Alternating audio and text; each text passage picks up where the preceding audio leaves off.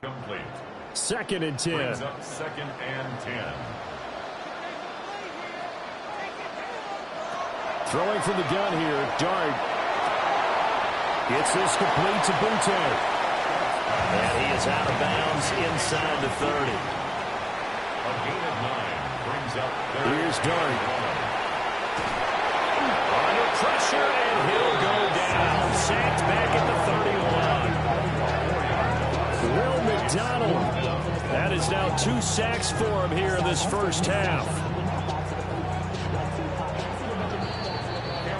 So halftime is upon us on Thursday night prime time, and we go off to Orlando. And Scott Hansen for our halftime report.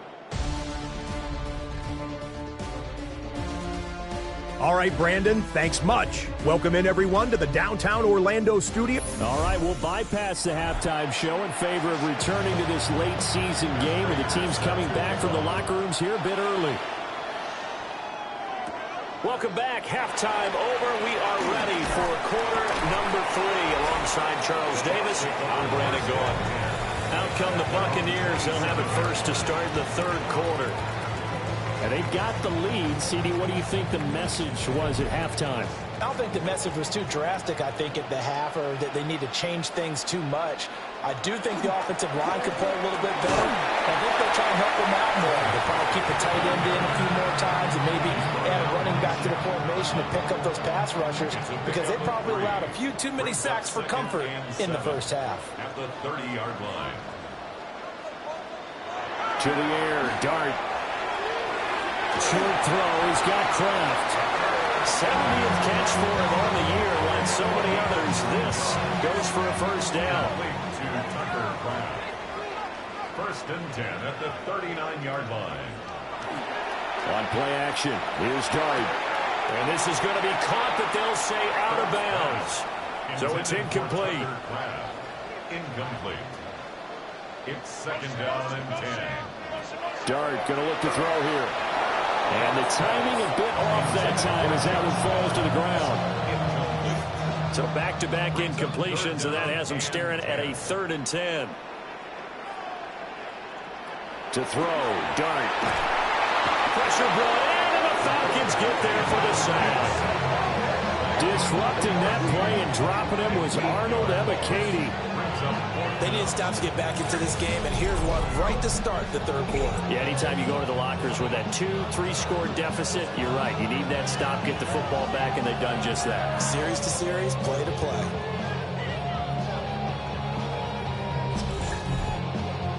Here comes the Buccaneers punter now.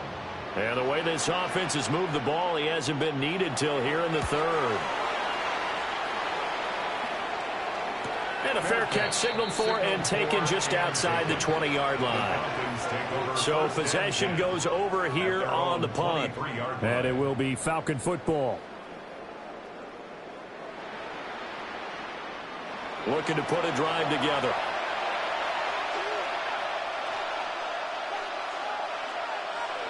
Ward now working out of the gun. That's into the hands of Tutu Atwell. From the 28, it's 2nd and 5. It's a gain of 5. Brings up 2nd and 5. A short throw pulled in by Kincaid. So they'll come up 1st and 10 now from the 33. A 5-yard gain on the play. Now Ward. His throw incomplete. You get the sense that they're saying we're not playing up to what we're capable of, and we're deep enough into the game that the early jitters are long gone, that they should now have some sense of continuity and be able to make some of these plays. Dropped for a loss of 7 by multiple defenders. So one quick, easy analysis about why they struggled so far. They keep putting themselves in 3rd and long situations. They just took another sack right there. And the offensive film session tomorrow may be a little longer than it normally is. Not a lot of positive grades will be handed out thus far. Now on 3rd and long, they'll look to throw. That's over the middle and caught by Pearsall. And he'll only get this to about the 35, well short of the line to gain. Here's Sam Martin now, as he's on to punt for Atlanta.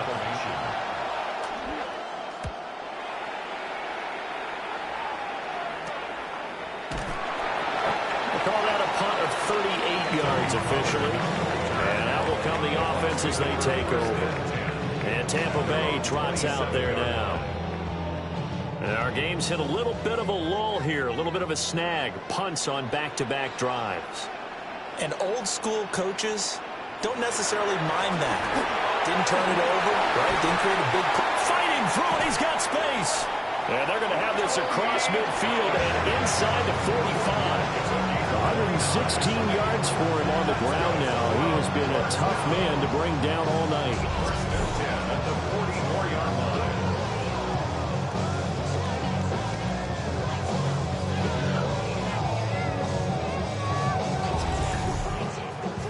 What I continually hear from running backs and offensive linemen is how often they're actually getting together to watch film so they can get in sync with each other, understand blocking patterns better, how a running back likes to cut, what he wants to do. And boy, it all came together in that one. That's one where they watch and they say, hey, we did everything we were supposed to do right there. That looked like the play we drew up and designed, and then we got to see it unfold in real time.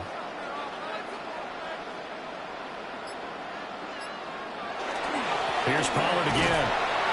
They're able to push forward for about 4 down to the 37. In need of a conversion on third down. They had the big play to start the drive. Not much sense. Rush coming, and he's taken down. Jonathan Allen in there to get him. That is the 6th time that they have sacked him tonight. But collectively as a defense, Charles, I think if you get 4 sacks a game, you're feeling really good. Now they have 6 as a unit. And that type of a number is just staggering because there's so many ways to try